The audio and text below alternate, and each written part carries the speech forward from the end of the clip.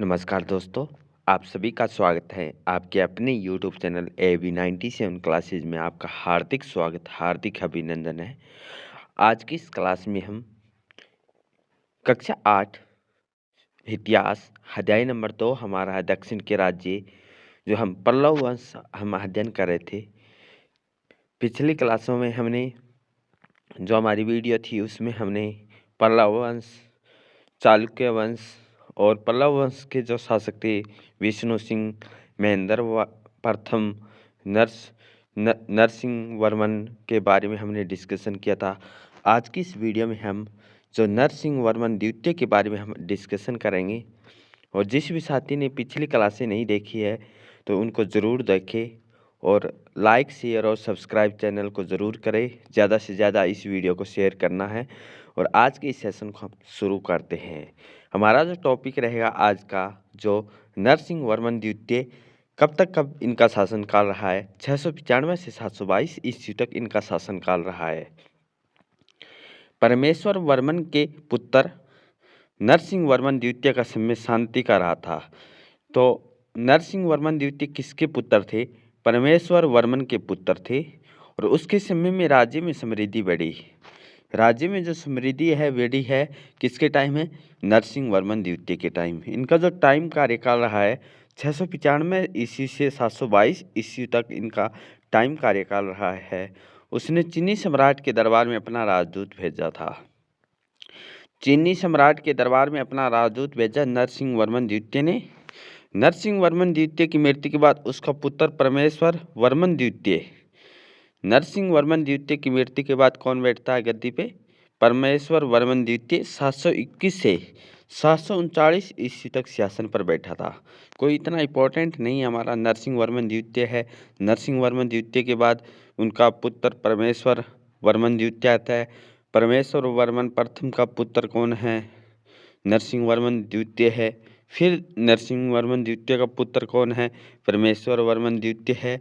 जो इनका टाइम जो कार्यकाल रहा है 721 से 739 तक रहा है। और अंतिम समय में चालुक्य से पुनः संघर्ष हुआ। चालुक्य से जो अंतिम है पुनः दोबारा संघर्ष होता है। और परमेश्वर जो वर्मन द्वितीय के टाइम परमेश्वर वर्मन के उत्तराधिकारी दंती वर्मन, परमेश्वर वर्मन के जो उत्तराधिकारी कौन आते हैं? दंती वर्मन। यहाँ से हमने देखा अभी कि नरसिंह वर्मन द्वितीय है। नरसिंह वर्मन द्वितीय किसका उत्तराधिकारी था? परमेश्वर वर्मन का।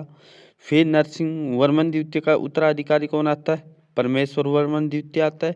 फिर परमेश्वर वर्मन द्वितीय का जो उत्तराधिकारी कौन है? दंती वर्मन। कौन है? दंती वर्मन नंदी वर्मन एवं अपराजित हुए जो अयोग्य निकले। दंती वर्मन क्या थे? अयोग्य थे। और जो इनको हार का सामना करना पड़ा। चोल शासक आदित्य प्रथम ने 893 ईस्वी में वंश के अंतिम शासक अपराजित पर आक्रमण करके उसे मार डाला था। तो यहाँ क्या हुआ था कि हम देखते हैं दंती वर्मन, नंदी वर्मन अपराजित हुए जो अयोग्य निकले थे। जो परमेश्वर वर्मन के जो उत्तराधिकारी हुए दंती वर्मन हुए, नंदी वर्मन हुआ, अपराजित हुए जो अयोग्य निकले। और चोल शासक आदित्य प्रथम ने, कौन है? चोल शासक है जिन्होंने आदित्य प्रथम ने 893 ईस्वी में इस वंश के अंतिम शासक अपराजित पर आक्रमण करके उसे मार डाला और पल्लव साम्राज्य का अंत हो गया। तो हम देखते हैं पल्लव शासक की स्थापना सिंह विष्णु ने की थी। और पल्लव साम्राज्य का अंतिम शासक हुआ है वो अपराजित हुआ है, क्योंकि इसको किसने हराया था? चोल शासक आदित्य प्रथम ने 893 में इसको वंश का अंतिम शासक अपराजित है, इसको मार डाला। और इस तरह पल्लव साम्राज्य का अंत होता है। नरसिंह वर्मन द्वितीय के बारे में कांची के कैलाश मंदिर और महाबलीपुरम के तट पर अनेक मंदिर बनवाए हैं भाई। अनेक विद्वानों का आश्रय प्रदान किया। विद्वान दंडी ने 10 कुमार चरित नामक काव्य ग्रंथ की रचना की थी। जो विद्वान कौन है? दंडी किसके टाइम थे? नरसिंह वर्मन द्वितीय के टाइम थे, पल्लव शासक के टाइम थे। 10 कुमार रचित्रम नामक काव्य ग्रंथ की रचना किसने लिखी थी? दंडी ने लिखी थी। तो आज नरसिंह वर्मन द्वितीय है, ये हमारा टॉपिक था। नेक्स्ट पॉइंट है पल्लव शासकों की उपलब्धियाँ। पल्लव शासक ने कौन कौन सी जो किताब है, उपलब्धि हैं, ये हासिल की है? शासन व्यवस्था। इनकी जो शासन व्यवस्था के बारे में हम डिस्कशन करते हैं, शासन व्यवस्था कैसी थी? पल्लव की शासन व्यवस्था बहुत ही कुछ गुप्त और मौर्य सम्राटों की शासन व्यवस्था के समान थी। जो पल्लव शासक है, पल्लवों की जो शासन व्यवस्था है किसके? गुप्त और मौर्य सम्राटों की शासन व्यवस्था है उनकी समान थी। तो क्वेश्चन बनेगा पल्लव की शासन व्यवस्था किसके समान थी? गुप्त और मौर्यों के समान। सम्राट राज्य का प्रधान था। क्या था ये? जो उसी तरह जैसे मौर्य है, गुप्त है, उसमें भी सम्राट है राज्य का प्रधान था और बड़ी बड़ी उपाधि धारण करता था। तो इसी तरह पल्लव शासकों में भी सम्राट क्या था? प्रधान था और बड़ी बड़ी उपाधियाँ, टाइटल है इनके पास थे। राज्य की संपूर्ण शक्तियाँ उसमें केंद्रित थी। राज्य की जो सारी शक्तियाँ क्या है? केंद्रित थी। क्या थी? केंद्रित थी। परंतु सम्राट की सहायता के लिए विभिन्न मंत्री और राज्य के अन्य बड़े पदाधिकारी होते थे। पल्लव शासकों में भी ऐसे हैं जैसे मौर्य, गुप्त और सम्राट के समय थी। सम्राट क्या है? राज्य का प्रधान था। बड़ी बड़ी टाइटल है पल्लव के पास भी है और राज्य की जो संपूर्ण शक्तियाँ क्या थी? केंद्रीकृत थी। सम्राट की सहायता के लिए विभिन्न मंत्री और राज्य के अन्य बड़े पदाधिकारी होते हैं, बड़े बड़े अधिकारी होते हैं जिनका पद दिया गया है। संपूर्ण राज्य को किस में विभाजन किया गया है? इंपॉर्टेंट क्वेश्चन है हमारा। संपूर्ण राज्य को, राष्ट्र को किस में विभाजन किया गया है? जिलों में। जिलों को पहले क्या बोला जाता था? विषय। क्या? विषयों को जिलों में और तहसील को कोटम। तहसील को क्या बोला जाता था? कोटम। और गांव में बांटा गया था। संपूर्ण राज्य को किस हिसाब से बांटा गया? संपूर्ण राज्य को राष्ट्रों, संपूर्ण राज्य को किस में? राष्ट्र में। फिर विषयों को जिलों में, कोटम को तहसील और गांव में बांटा गया था। बटारक इनकी महत्वपूर्ण उपाधियाँ थी। पल्लव शासक की जो महत्वपूर्ण उपाधि कौन सी है? वह बटारक। कौन सी उपाधि है? बटारक उपाधि किसकी है? चोल या दक्षिण या पल्लव या चालुक्य की है? तो क्या आएगा हमारा आंसर? पल्लव की बटारक उपाधि है। संपूर्ण राज्य को राष्ट्रों में, विषयों में, जिलों में और गांव में बांटा हुआ था। शासन व्यवस्था में किसको सबसे आज़ादी मिली हुई थी? तो वो मिली थी ग्रामीण को। तो यहाँ से हम जो इनकी शासन व्यवस्था है इसके बारे में हम देखते हैं। तो यहाँ से हमारे इम्पोर्टेंट जो क्वेश्चन बनेंगे वो है हमारे कि पल्लव की जो शासन व्यवस्था वो कैसी थी, किसके समान थी? गुप्त और मौर्यों के समान थी। सम्राट राज्य का प्रधान था, बड़ी बड़ी उपाधियां धारण करता था। राज्य की संपूर्ण शक्तियाँ क्या थी? केंद्रित थी। परंतु सम्राट की सहायता के लिए विभिन्न मंत्री और उनके पदाधिकारी होते थे। फिर क्या है? संपूर्ण राज्य को किस में बांटा हुआ था? किस में बांटा हुआ था जी? राष्ट्रों को। और फिर जिलों को क्या कहा जाता था? विषयों।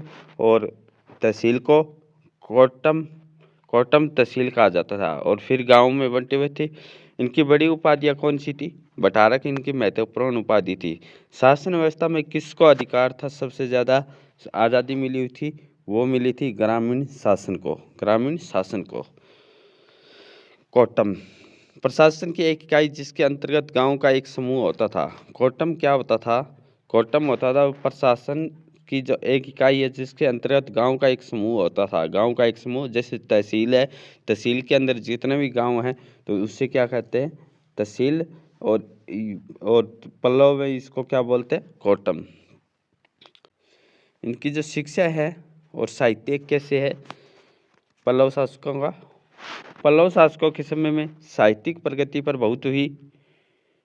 कांची के विश्वविद्यालय ने इस प्रगति में बहुत सहयोग दिया। पल्लव शासकों ने विद्वानों को आश्रय दिया। सम्राट सिंह विष्णु ने समकालीन विद्वान, सम्राट जो सिंह विष्णु हैं पल्लव शासकों के जो संस्थापक है, उनके समकालीन कौन विद्वान थे? भारवी को अपने दरबार में आने हेतु आमंत्रित किया था।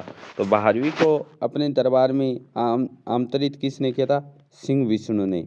और कौन सी शासक है? पल्लव शासक है।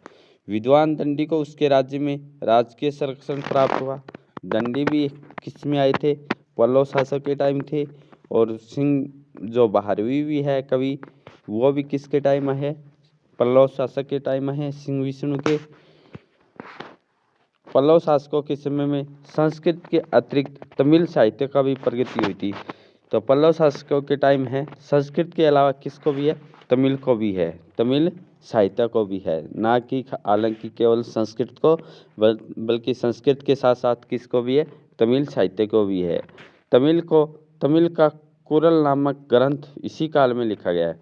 जो तमिल का जो कुरल नामक ग्रंथ है किस काल में लिखा गया है? किस काल में? पल्लव शासक के टाइम लिखा गया है। पल्लवों के द्वारा कांची के समीप एक मंडप में महाभारत के नियमित पाठ का प्रबंध करवाया गया था। पल्लवों के द्वारा किसके समीप? कांची के समीप मंडप में महाभारत के नियमित पाठ का प्रबंध भी करवाया गया था। धर्म के बारे में, इनके बारे में पढ़ते हैं पल्लव शासकों के। पल्लव शासक हिंदू धर्म को मानने वाले थे। पल्लव शासक किसको मानने वाले थे? हिंदू धर्म को। विभिन्न यज्ञ भी करवाए। विष्णु, शिव, ब्रह्मा, लक्ष्मी आदि हिंदू देवी देवताओं की मूर्तियों को मंदिरों में प्रतिष्ठित की थी। उन्होंने संस्कृत साहित्य और हिंदू धर्म को संरक्षण प्रदान किया। कांची का विश्वविद्यालय दक्षिण भारतीय संस्कृति का प्रमुख केंद्र था। तो पल्लव शासक किसको मानते थे? हिंदू धर्म को। किसके यज्ञ करवाए? विष्णु, शिव, ब्रह्मा और लक्ष्मी आदि के यज्ञ करवाए। देवी देवताओं की मूर्तियां रखवाई गई। संस्कृत साहित्य और हिंदू धर्म का संरक्षण प्रदान किया। संस्कृत साहित्य का और हिंदू धर्म का उन्होंने संरक्षण प्रदान किया। कांची के विश्वविद्यालय में दक्षिण भारतीय संस्कृति का प्रमुख केंद्र था। कांची है जो का विश्वविद्यालय किसका प्रमुख केंद्र था? दक्षिण भारतीय संस्कृति का प्रमुख केंद्र था। किसके टाइम था? पल्लव शासकों के टाइम था। और शैव कांची नगर हिंदुओं के 7 तीर्थ नगरों में से एक प्रमुख नगर था। हिंदुओं के 7 तीर्थ नगरों में से एक क्या था? कांची नगर था। और पल्लव शासक धार्मिक दृष्टि से उदार थे। जैन और बौद्ध धर्म के प्रति उनका विहार सिंह विष्णु था। जैन और बौद्ध धर्म के प्रति कौन थे? सिंह विष्णु थे। उनके समय में शैव और वैष्णव साहित्य की प्रगति हुई थी। पल्लव शासकों के टाइम जैन और बौद्ध धर्म को भी संरक्षण दिया था। तो यहाँ से हमारे मोटा हिंदू धर्म को मानते थे। विष्णु, सिंह, शिव, ब्रह्मा, लक्ष्मी हिंदू देवियों की मूर्तियां करवाई गई। यहाँ विश्वविद्यालय था कांची का विश्वविद्यालय। संस्कृत का दक्षिण भारतीय संस्कृति का प्रमुख केंद्र था। हिंदुओं के 4 तीर्थों में से कौन सा नगर माना जाता है? कांची नगर माना जाता है। पल्लव शासक धार्मिक दृष्टि से क्या थे? उदार थे। जैन और बौद्धों का भी ये उदारक थे। और शिव और विष्णु साहित्य की प्रगति हुई थी। जैन और बौद्ध धर्म को भी संरक्षण प्रदान किया था। अब है कला और वास्तुकला। सुदूर दक्षिण में पाषाण वास्तुकला का आरंभ पल्लव शासकों ने किया था। तो पाषाण जो वास्तुकला है इसकी शुरुआत किसके टाइम हुई थी? पल्लव शासकों के टाइम हुई थी दक्षिण में। और उनके संरक्षण में अनेक मंदिर, पहाड़ों की चट्टानों को काटकर बनाए गए विष्णु, शिव, ब्रह्मा और हिंदू देवी देवताओं की मूर्तियां प्रतिष्ठित हुई थी। मामल्लपुरम के शिव मंदिर, 5 पांडवों का मंदिर, वराह मंदिर इस समय की कला के सर्वश्रेष्ठ उदाहरण है। मामल्लपुर जो है पुरम है शिव मंदिर किसके टाइम? पल्लव शासक के टाइम। 5 पांडवों का मंदिर भी किसके टाइम में था? यह भी पल्लव शासक के टाइम आया था। त्रिमूर्ति, गंगा अवतरण की मूर्ति, दुर्गा मूर्ति, वराह मूर्ति, 5 पांडवों की मूर्तियां बहुत सुंदर है। जो किसके टाइम है? पल्लव शासक के टाइम। देवी देवताओं, पशु पक्षियों का चित्र यहाँ भी सजीवता से चित्रण किया गया है। पल्लव काल की कला, वास्तुकला भारतीय कला के इतिहास के निस्संदेह एक प्रकाशमान अध्याय है। सामाजिक और आर्थिक दृष्टि। सामाजिक और आर्थिक दृष्टि कैसी थी? पल्लव काल में वर्ण व्यवस्था थी। कौन सी थी? वर्ण व्यवस्था थी। वर्ण व्यवस्था के आधार पर कार्य विभाजन था। तो किसके आधार पे कार्य विभाजन था? वर्ण व्यवस्था के आधार पे। किसके आधार पे? वर्ण व्यवस्था के। सामंत व्यवस्था का प्रचलन था। पल्लव वंश के टाइम भी क्या है? सामंत जो व्यवस्था है उसका भी प्रचलन था। कृषि भूमि पर अधिकतर सामंतों का ही अधिकार था। कृषि भूमि पर किसका था? सामंत का। सभी वर्ग सामान्यतः कृषि व्यवस्था से जुड़े हुए थे। सभी वर्ग किससे जुड़े थे? कृषि व्यवस्था से जुड़े हुए थे। व्यापार भी उन्नत था। कपास, गुड़, बहुमूल्य लकड़ी, गरम मसाले इत्यादि का व्यापार भी किया जाता था। कृषि की उन्नति के लिए पल्लव शासकों ने नहरों, झीलों, तालाबों का निर्माण भी करवाया था। राज्य की आय के लिए विभिन्न तरह के 8 कर लगाए गए थे। 18 कर लगाए गए थे। तो आज की इस क्लास में हमने पल्लव शासक के बारे में हम अध्ययन कर चुके हैं। नेक्स्ट जो क्लास हमारी रहने वाली है वो रहेगी चोल वंश। और जिस भी साथी ने अभी तक हमारे इस चैनल को सब्सक्राइब नहीं किया तो इस चैनल को सब्सक्राइब जरूर करें। Thank you all of you. जय हिंद, जय भारत।